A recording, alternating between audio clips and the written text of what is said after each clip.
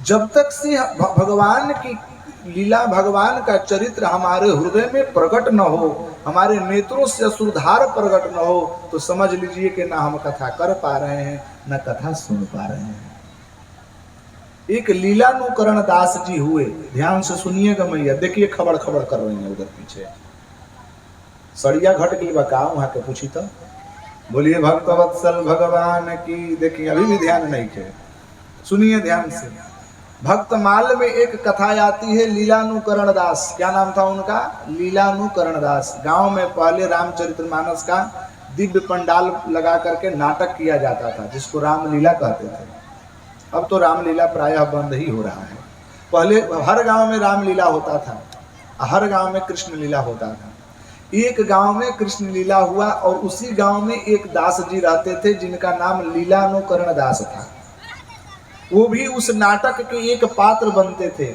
उस दिन भगवान की दिव्य कृष्ण जी की लीला चल रही थी, जिसमें भक्त प्रहलाद का चरित्र था। और भक्त प्रहलाद को बचाने के लिए और हिरण्यकश्यप को मारने के लिए कौन भगवान प्रकट हुए थे, हिरण्यकश्यप भगवान प्रकट हुए थे। उस लीलानुकरण दास को हिरण्यकश्यप का रूप बना दिया गया, नरसिंह भगवान का रूप बना दिया गया था। ध्यान दीजिएगा, वह लीलानुकरण दास जो व्यक्ति था वो नरसिंह भगवान साक्षात बन गया था, लेकिन उसके हृदय में लगा कि मैं साक्षात नरसिंह भगवान ही हूं।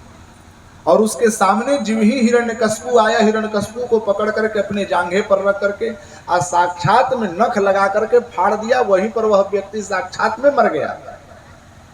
वो व्यक्ति मर गया, सच में मर गया, वहां जबकि नाटक करना था, वो मर गया। हथेली उसके हाथों में आ गई, चिल्लाने लगा। जितने लोग बैठे थे भगदड़ मच गई, अरे बाप ये तो साक्षात मार दिया भाई। लोगों ने कहा कि ये नाटक नहीं कर रहा है, ये कोई दुश्मनी होगी इसके साथ, इसीलिए इसको जान से मार दिया। लेकिन नाटक के जो संचालक थे उन्होंने कहा कि नहीं भैया, इसका नाम ही लीलानुकरण दास है। ये जिस लीला को प्रकट करता है, जिस लीला का पात्र बनता है, उस लीला में प्रवेश कर जाता है। लोगों ने कहा कि यदि इस लीला में प्रवेश करता है तो मैं तब मानूं जब यह दशरथ जी का रूप बनाए। क्योंकि दशरथ जी जब रामचंद्र जी का वियोग हो रहा था तो दशरथ जी अपना प्राण को त्याग दिए थे, तो तब हम मानेंगे कि यह लीला सही में अपने जीवन में उस पात्र को धारण कर लेता है, जब यह दशरथ बने और मर जाए। अगले साल रामलीला हुई और रामलीला में इसको दशरथ बना दिया गया और अन्य व्यक्ति को राम बना दिया गया।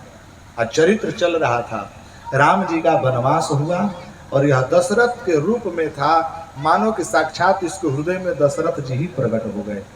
खूब चिल्लाने लगा, राम राम कही राम कही, राम राम कही राम, राम राम कह करके अपना प्राण को त्याग कर दिया। छटपटा करके गिर गया, बेहोश हो गया। लोगों ने सोचा कि नाटक कर रहा है, जब जा करके हिलाए डुलाए देखे तो इसका प्राण छूट चुका था। कल्पना कीजिए वो कैसा भक्त हुआ, तो कैसा भक्त रहा होगा जो भगवान के वियोग को साक्षात मान करके अपने प्राणों को छोड़ दिया। एक और बात ध्यान दीजिएगा भैया, हमारे सनातन धर्म के ग्रंथों में दो ऐसे पात्र हुए जो भगवान के वियोग को सहन नहीं कर पाए। एक भक्त हुए दशरथ जी, जो भगवान श्री रामचंद्र जी के वियोग को नहीं सह पाए, और एक भक्ता हुई जो साक्षात मैया कुंती थी। जिस दिन भगवान श्री कृष्ण जी इस धाम को छोड़ करके गए, उसी दिन से वह कुंती मैया अपने प्राणों को त्याग दी। जीवन में प्रेम हो तो ऐसा प्रेम करना चाहिए कि अपने प्रियतम के वियोग में अपना प्राण छोड़ दें। आजकल के जो प्रेम कर रहे हैं लोग, 6 महीना तक प्रेम चलता है, अनंतर में लोग